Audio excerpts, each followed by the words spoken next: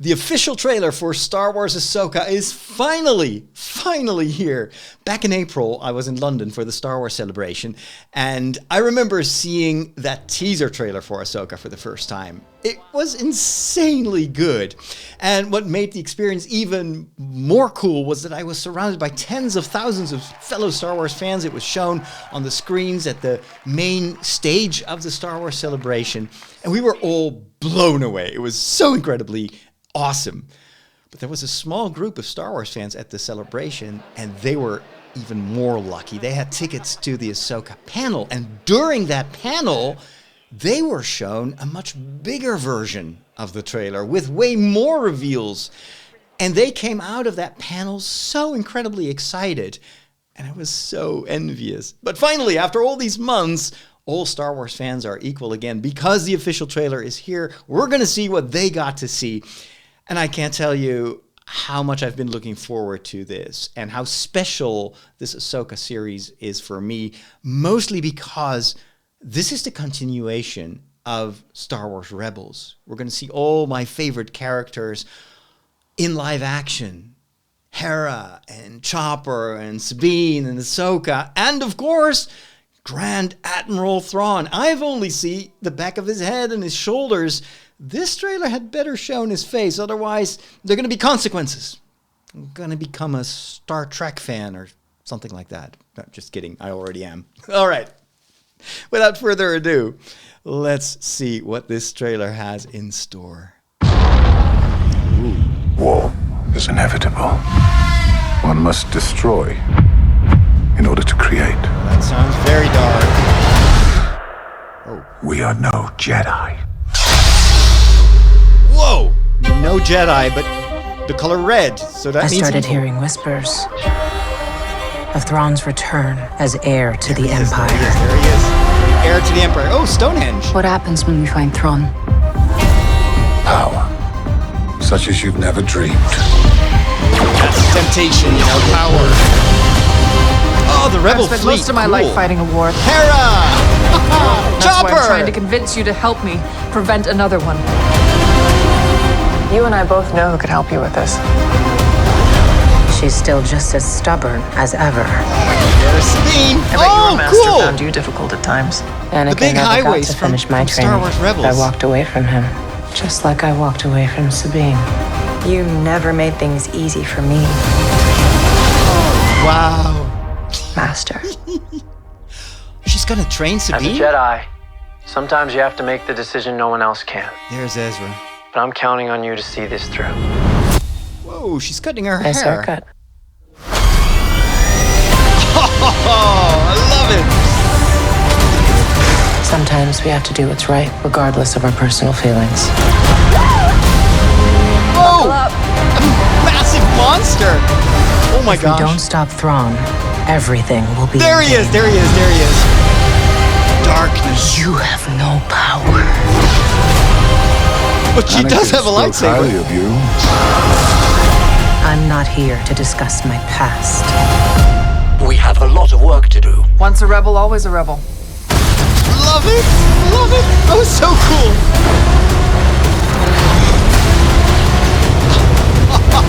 Oh, an Inquisitor. Oh, a 2-episode premiere. Yes, we get 2 episodes. That is so cool. Oh, wow. Wow. That was amazing.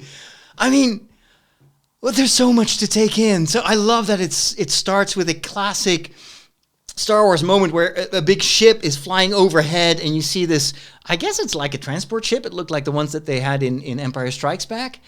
And then my guess is that in the shuttle, you have these two, dark, they're not Jedi, but dark Force users. And then it's chilling to see Ray Stevenson's character, what's his name, Balin. And then he's doing like the Darth Vader corridor thing in Rogue One. Remember that? I mean, you can tell that he's extremely powerful. He's pushing these guards away. I think he's even like deflecting their lasers. And then what else did happen? You know what? We can just walk through the through the trailer here, and that makes it a lot easier. So here you have that overhead. This is very Star Wars. I love the symmetry of this image. And let me just get rid of the sound here. So it's approaching that shuttle. Here we are introduced to the bad guys. And in this case, it seems to me that you have an apprentice. So this must be a Padawan, also wearing the kind of the cloak, similar to Obi-Wan and Qui-Gon, of course, at the beginning of The Phantom Menace. And then there are these lightsabers. They are red, but the core is a bit more orange than we're used to. And then, of course, we've got Ray Stevenson's character. He's standing there like calm. He's not even moving. And I think this guard, he does remind me of was it an admiral in was it in Return of the Jedi? I think it was in Return of the Jedi. When they were discussing how they would attack the second Death Star. They've got similar colors, like the blue and the beige or brown thing. I think he's grabbing his gun there. And here are more rebel security guards, I presume. Again, I love the cinematography of this. I love this shot, very symmetrical. They are shooting. Someone is shooting back or deflecting them. And this is what I said. This is the Darth Vader corridor scene. And he's using the Force. And he's doing the Force choke. It's very much Vader, but he says himself, and I think that's why they put it in the trailer, we are no Jedi. So you see Jedi, like dark Jedi forces, and then he's got the same cruelty and that same relentless, ruthless attitude, just like, we just kill someone. This is what Kylo Ren did to Han, of course, to his father. It's the same kind of execution. It's very creepy, and in a certain way, I think it's, again, on purpose that they are channeling what Kylo later would do. And there you see the guards are running away. Oh, that was a nice little detail. You see them in the background. So after he killed that guy, look, you see the one on the left. He's like, I need to get out of here. This is also very cool, like that very red Lucasfilm logo. This shows you this is dark stuff. Even reminds me a little bit of Stranger Things, this color. And then, of course, after the bad guys, after we've established what our friends are up to, we get introduced to the main character. It's this almost saintly image of Ahsoka looking up into the light, thereby also indicating, I think, that she is, on the light side of the Force.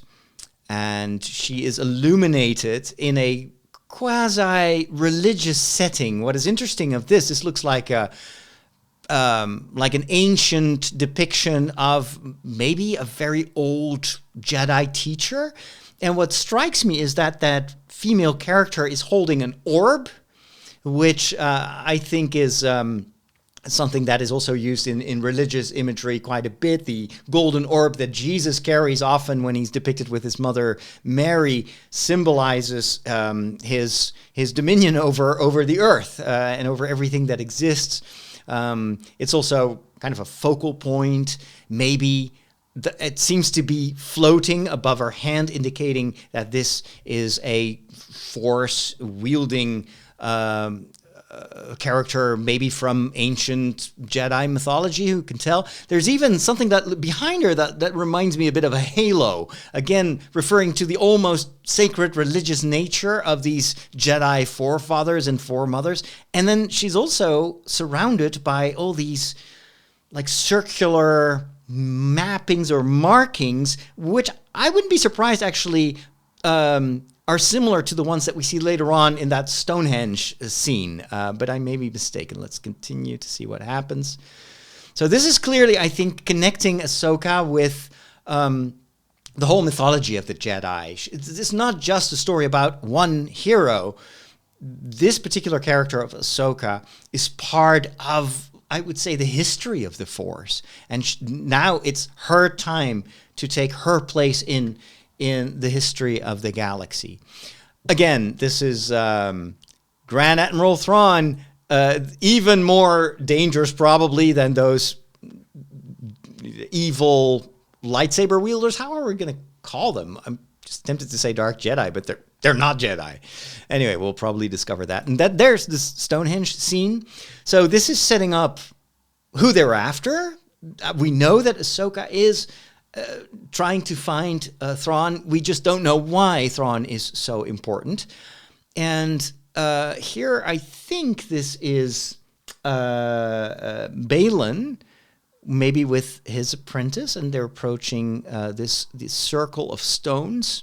So this may be actually kind of similar to what Stonehenge is said to be. We don't know exactly, of course, what Stonehenge is for, but it seemed to be also to be able to determine via the stars and the sunlight and the position of the moon, etc.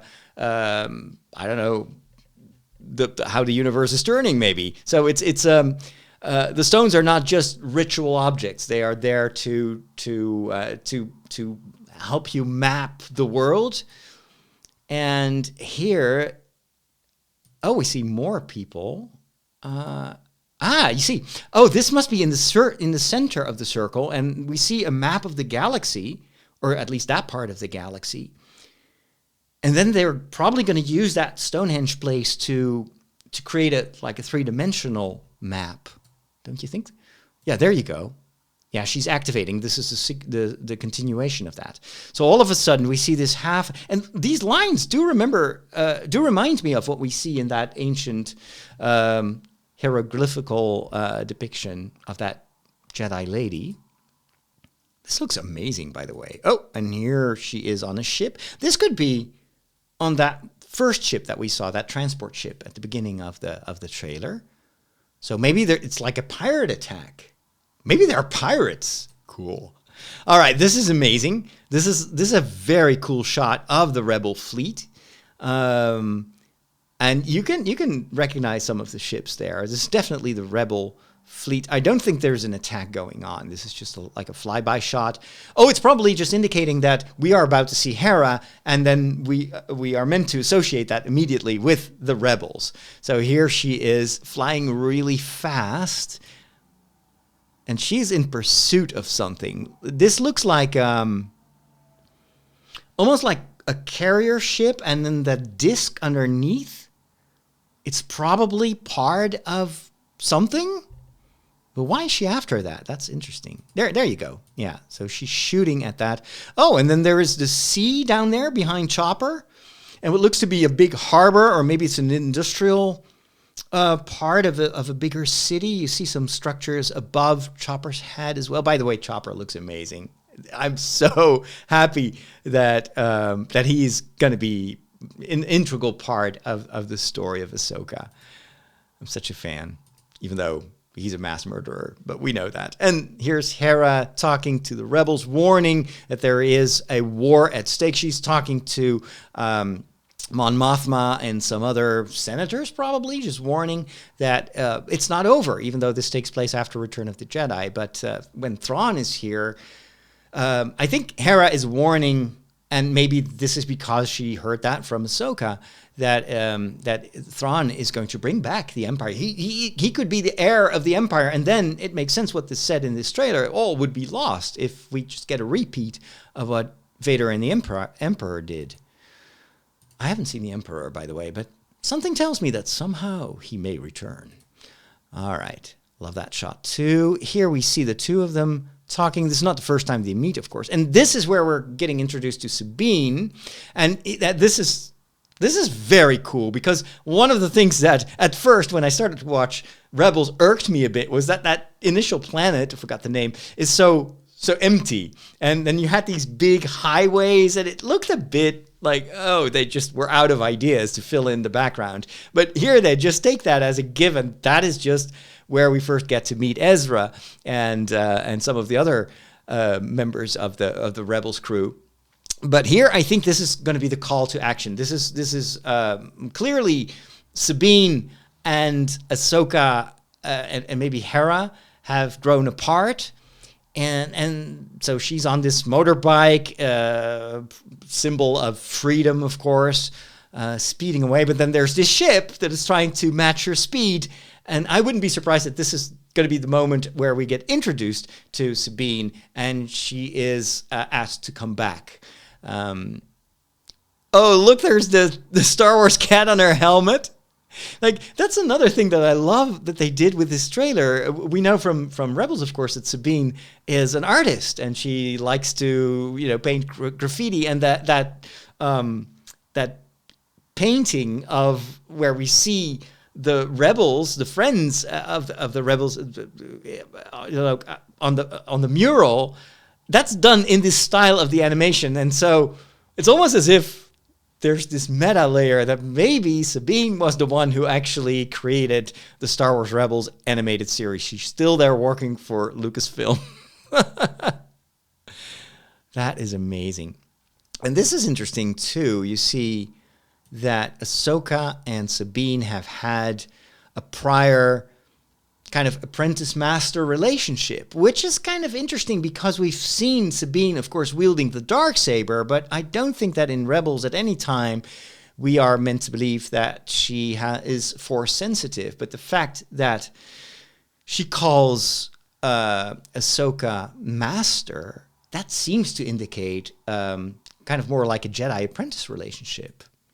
Or maybe it's just a twist. Maybe it is a different type of apprenticeship, and it indicates whatever you can do and learn without having access to the Force. But then you've got Ezra in this hologram also talking to Sabine and telling her, this is what the Jedi would do. I forget exactly what he says, but he's talking to her as if he too is advising her, if you want to go the way of the Jedi, and this is what you need to know. So who knows? Maybe Sabine is, despite being, more a Mandalorian in her own history, maybe there is something that happens to her that makes her Force sensitive. This is a very interesting scene.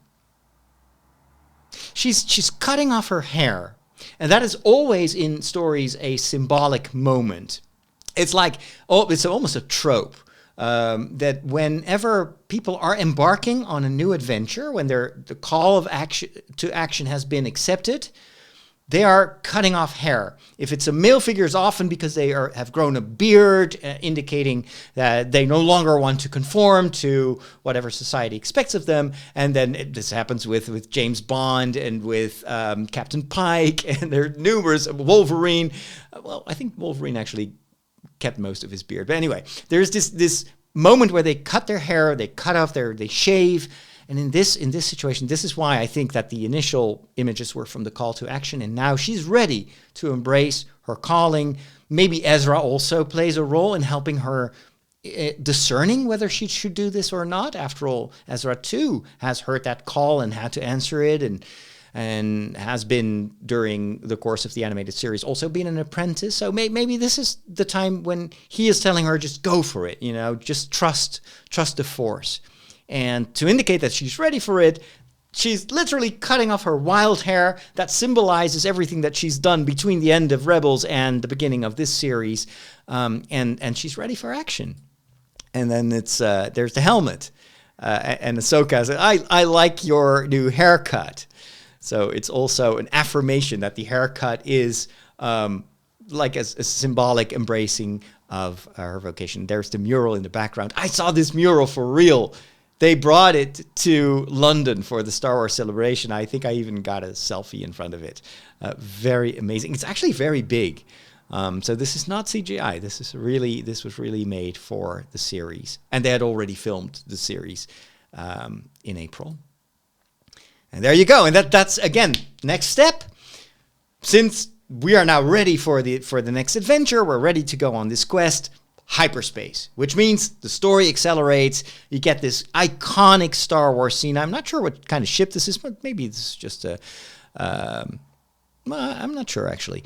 But anyway, they go into hyperspace, boom, and then of course this is the moment that we get to see when we are witnessing the premiere, August the 23rd, and then the fighting. We hadn't seen much Jedi fighting yet. We see Ahsoka. This could actually be kind of the shipyard that we saw earlier on. So maybe this happens before they fly away with Chopper. I don't know. see some machines in the background there. Some very cool fighting. So I wonder where... Oh, wow, this is cool. I was wondering where the mural was, but it's probably still in the same place where it was in Star Wars Rebels. This is another very cool Star Wars thing. Even structurally, in the place it has in this trailer, it's the big monster. It's the whale. The symbol basically of death. And then if they survive the monster, whether it is the big asteroid worm in Empire Strikes Back, or the big fish that are after the little submersible in the Phantom Menace, there's always a bigger fish. This is a very, very big monster, and it also has tentacles, as we see in the next scene. So here they go. So this looks like a very cool, almost like a Solo type of event. You remember when Solo is trying to escape doing the big escape through that whirlwind part of the universe, and there's this big monster as well. And here we have Thrawn, kind of almost understated. We see Thrawn, but it's not this big reveal. We just see him, and he's just very calm. He does look a bit like Elon Musk. Just a little bit. But I kind of like that because he's not the type of look at me bad guy. He's actually extremely strategic, almost unassuming. But in the meantime, he's got everything under control. So maybe that's what they want to reflect here in the trailer. They didn't go for the big wow applause moment. Instead, it's just, there's Thrawn. And he doesn't say anything, but he knows what he's going to do. They got the color perfect. The blue, that's what Thrawn should look like. The eyes are extremely red. Darkness. Oh, this is interesting. That's Sabine. She's holding up her hand, almost as if, maybe she's been attacked. Maybe it's just a reaction. But then she says, "You don't have any powers." Is that true? Or maybe Sabine does have powers. What she does have, this is very cool. This reminds me of the final lightsaber fight between Kylo Ren and Rey at the end of The Force Awakens. And it's red versus green. Now, where did she get that green saber from? I mean, a green lightsaber, that is so much linked to Jedi. Maybe she does have Jedi powers. I don't know. It's so intriguing. It's coming. And here we're back in the Stonehenge circle. They put up some lamps as well. It almost looks as if they have added extra technical devices to make it work, or maybe maybe they're using that ancient structure and enhancing it with technology. Because I don't think that you can get that projection just without technology. That doesn't seem like... Although when Grogu is calling out and sitting on that rock, you do see similar patterns. But this seems to be more of a technical thing. Maybe using the stones as a focal device or anything. Oh, and they're going to fight in the center of that ring. That is cool. Oh, this is an amazing shot. She's going to jump. And then... we are slowing down. Oh, just a little bit more. There was that little grapple hook thing. That is cool. That's always cool in video games, so I like to see that here too. And a droid that gets also to see its demise. This is still... Oh, and then we have some final space shots, some action. And this is intriguing. Look at that guy. He's definitely part of the Inquisition. Or the Inquisitors, I should say. But this is a brother that we haven't seen yet. And he's wearing a mask, so we don't know who it is. Maybe there will be a reveal. Maybe it's someone that we know, although I don't think so. But this is the first time that we've seen an Inquisitor wearing a very cool mask. And she is unfazed. She's just standing there sure, do your thing with the circular stuff. If that makes you happy.